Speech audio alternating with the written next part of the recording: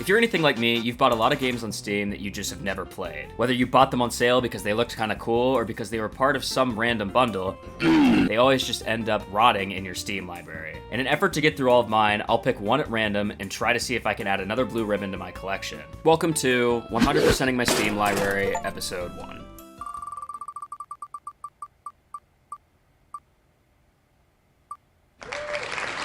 Father Forgive Me 2 is an action FPS boomer shooter that came out in October of last year. The game was developed by Byte Barrel and has a very positive rating on Steam. I initially got this game months ago on Humble Bundle when it was a part of a boomer shooter specific bundle, and I have yet to play it. There are a total of 15 achievements that you can get through story progression, completing random tasks, and finding hidden secrets throughout the levels. Without further ado, I'm gonna shut up and start playing this game. You begin the game at level 1, obviously, in an insane asylum with nothing but a shiv. This level acts as the tutorial for the game, introducing you to the basics. Kill things, pick up ammo and health, flush toilets, collect colored keys, and find the end of the level, like most other classic boomer shooters. After introducing some of the other inmates to a classic British mugging, you get access to your first real weapon in the game, a pistol. The next room is an open area that acts as an arena of sorts to fight against a bunch of enemies. This is typical for this type of game. Here's where we get the first achievement for killing multiple enemies with an explosive barrel. Nice throw! One thing this game does differently from other boomer shooters is its unique flashlight mechanic. You have to manually charge it by pressing F, which sounds annoying, but I really like how it works. At the end of the level, you interrupt some sort of ritual you might find Jeff Bezos or other billionaires attending, and kill everyone with the power of Cthulhu's secret diary.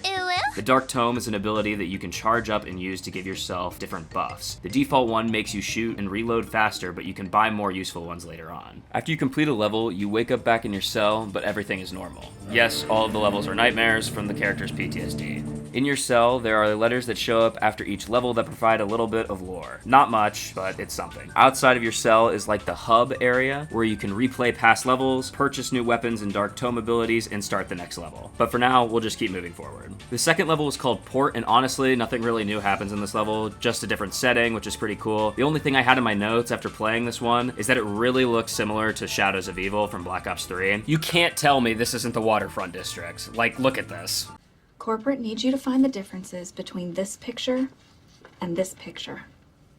They're the same picture. I also got stuck in the water for an embarrassing amount of time, and I don't really want to talk about it that much. Level 3 is called Shipyard. It's very similar to the previous level, but more industrial. I cleared out warehouses, found the keys, got stuck in the water again, then got the second achievement for knocking an enemy off a ledge after killing them. Oh my god! Towards the end of the level, you unlock the explosive weapon class by picking up a grenade launcher. It's okay and works as well as you would expect it to, but there are other explosive weapons in the shop that you can buy that are much more powerful and that we'll use later on. The fourth level is called Sanctuary, and it really brings out the Lovecraftian nature to this game if it wasn't already apparent. You run around a church full of cultists doing the usual, collecting keys, killing enemies, but this time trying not to get diddled by a priest. What did he say? This level does add a few new things like the Grenader enemy that has a grenade launcher and the final weapon type, which is the rifle. The rifle is one of the better weapons in the game. It doesn't do much damage, but the fire rate is really high, so it kind of works out. I also found one of the level's secrets that had a weapon token in it, and it gave me an achievement.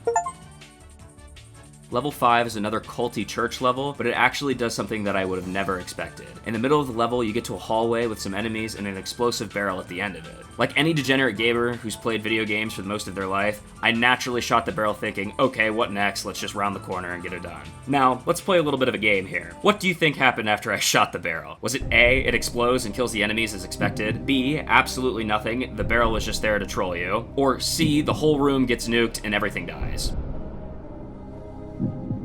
Well, actually, it was none of those options, and the barrel was in fact a mimic. What the f***? Of all the games I have ever played, I have never seen this before, and that's something I can honestly appreciate about it. It made me not trust any of the barrels in this game going forward, which was kind of an issue for some of the later levels. Barrel mimic? I gotta test it every time now. Towards the end of the level, I found a secret area behind a wall of leaves, which was kinda cool, but like a dumbass, ended up missing the story envelope on the ground that was needed for a later achievement. So I'll need to come back and replay this level to pick it up later. Before I went on to the 6th level, I spent 3 weapon tokens to buy a missile launcher in the store, which got me this achievement. You also have to pick a path, like in real life, to either go to a level called University or Front Lines. And like the red-blooded patriot I am, I chose to go to the Front Lines. I'm kidding, US government, please don't send me to Russia. Once I started the level, I got an achievement for making a decision, something my girlfriend has never done. As the name suggests, level 6 is a wartime level that has you clear out trenches and bunkers. The level is pretty straightforward, but I did end up dying to bouncing Betties a ton of times while I was looking for secrets. From my findings, there's nothing out there. However, Bite Barrel devs, if you do stumble upon this video, please add a secret out there. I think it would be so funny to watch players blow themselves up over and over and over again while just looking for a secret. God damn it. Okay, alright, we're done. We're done. Before I finished the level, I was also able to pick up another achievement for activating the Dark Tome 4 times in a row, consecutively, without any interruptions. Level 7 is another wartime level. Not much interesting happened in this one, other than there's a cool section that I had to run from mortar fire like I was visiting the boomers in New Vegas. Other than that, it was pretty forgettable. The 8th level was called Villa and had an interesting concept. You run around different parts of an abandoned manor looking for keys that open the next section of the house. There are puzzles, maze-like corridors that make it interesting, and a wine cellar area that got pretty hectic. Holy shit! That scared the fuck out of me. I also missed another story letter, so I'll have to come back and replay this one later. Levels 9 and 10 are pretty much the same thing with minor differences. Both take place in abandoned subway stations that aren't very long. They are honestly my least favorite levels of the game, mainly because of how out of place they feel. The lore found in the letters don't really do a good job of clearing things up either. They kind of just feel like padding for the game, which is fine, but, you know, leaves more to be desired. I did, however, get the Perfectionist achievement after completing level 9. You get this for killing all the enemies and finding all the secrets in any level, which is easy because in this level there was only one secret. Nice. At this point, the game was starting to feel kind of stale, and that's why I was kind of glad to see that level 11 was an actual boss fight. The Lovecraftian boss design was amazing and honestly pretty difficult. It took me a few tries to beat it even though I was playing on the normal difficulty, but I might just be shit at this game. Oh, brother, this guy stinks! The first couple attempts I ended up getting pretty far, but kept dying because I was running into the yellow plant pods. After dying a couple times, I realized that I needed to be doing more damage, so I went back to the store and ended up buying a gun called the Eldritch Gasper Rifle, which is just a minigun. This, combined with the rocket launcher that I bought earlier, turned out to be the best way how to take down this boss. On my 5th attempt, I actually ended up killing the boss, but died at the exact same time. The achievement popped, but I wasn't able to move on, so I had to fight him again. I did, however, end up beating it on my next try, so it ended up working out. After the fight, I ended up buying the Resistance Tome perk, and for having 3 perks equipped, I got another achievement.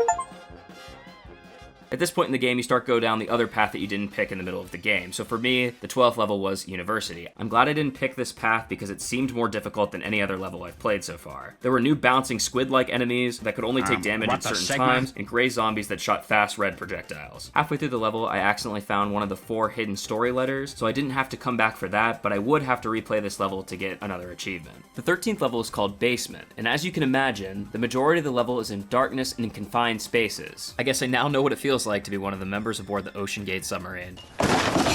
The level adds these new laser sniper enemies that can spot you from far distances and do a lot of damage, but they're pretty manageable once you get up close. I struggled with a light gate puzzle for a couple of minutes, but ended up finding the second of 4 story letters on top of the puzzle. At the end of the level, I stumbled upon this monstrosity. This is a maze of explosive barrels with enemies hidden inside. I'm in danger! I died on this section of the level at least 10 times because if I missed a shot or an enemy shot me, the whole room would be incinerated. On top of that, some of the barrels were mimics, so I was always worried about one popping up behind me. Hi, how are you? But after the maze, the exit was close by. This is actually the final level because the game is currently in early access. I'll talk about this more later, but for now we're gonna get the rest of the achievements. To start, I'm gonna go back to the other levels that I missed the secret story letters. Since I got 2 out of 4, I only needed to replay Villa and Cathedral. The Cathedral letter was behind that wall of leaves that I missed on my first try, and the Villa letter was located in the room after the pillar puzzle outside. You shoot this painting, pull the lever, a door opens, and it's sitting right there on the table. Once you have all 4, you go back to the asylum and walk over to the cell next to the hub. If you use your flashlight, you can reveal these 4 colorful symbols. Finding one of these 4 symbols with your flashlight gives you another achievement, and input it into the machine to open up a hidden passageway. If you follow the path, you'll be given a new auto shotgun, and a wave-based level will start. I killed them all super easily with the new gun, and with that, the game is finished. The only thing left to do is to clean up all the achievements that I had missed. First, I went back to the second level called Port and spun a sign around for 10 seconds using the minigun to get an achievement. I then went back to the Dark Tome shop and bought the Might perk, which just does more damage. I entered a random level to kill one of the bigger explosive enemies with a rocket launcher and the Might perk equipped to get the big game achievement. For the next achievement, I let an enemy hit me till I was 1 HP, and then I let him hit me while the resistance perk was active to get the achievement Plot Armor. Finally, I replayed the university level and opened the safe with a special code that's hanging over the chalkboard. And with that final achievement, we collected another perfect ribbon. Father Forgive Me 2 had 15 total achievements, and I'd give it a 1 out of 5 for the achievement difficulty. None of the achievements were too difficult, they just kinda got tedious towards the end of the playthrough. The game itself wasn't too challenging, so I'd give it a 2 out of 5 for the overall difficulty. However, I was personally playing on the normal difficulty setting, so I can imagine it being a lot harder. My overall rating for this game is a 3.5 out of 5. Don't get me wrong, I really enjoyed this one, but I don't think I can rate it any higher because the game is in early access. I have a few issues with this game, and I feel like some of them would be fixed if the game were to be fully released, so for now, I'm leaving it at 3.5.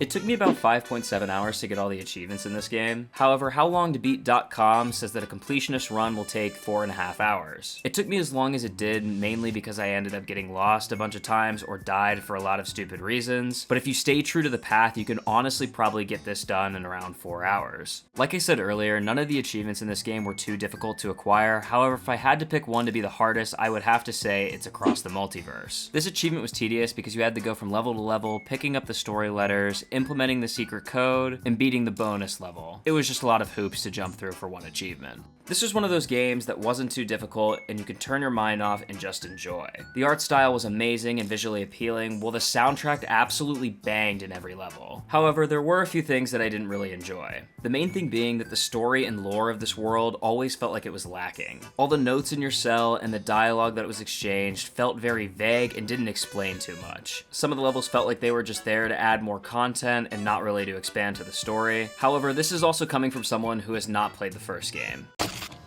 Little bit of an editor's note here. Since I've played the game, devlogs 13 and 14 have dropped, and they showcase a new map called Botanical Gardens that looks amazing, and a new railgun weapon that is in the Eldritch style. The devlogs also say that a huge content update is coming soon, and I can 100% guarantee that I will be revisiting this game to check that out. If you made it to this point in the video, I'd like to thank you so much for watching. If you liked it, please let me know. If you absolutely hated it, also please let me know. I plan on making videos like this in the future, and if you want to see them, maybe hit that subscribe button. I'd appreciate it. If not, that's okay too. You know, free will and shit. But yeah, see you in the next one.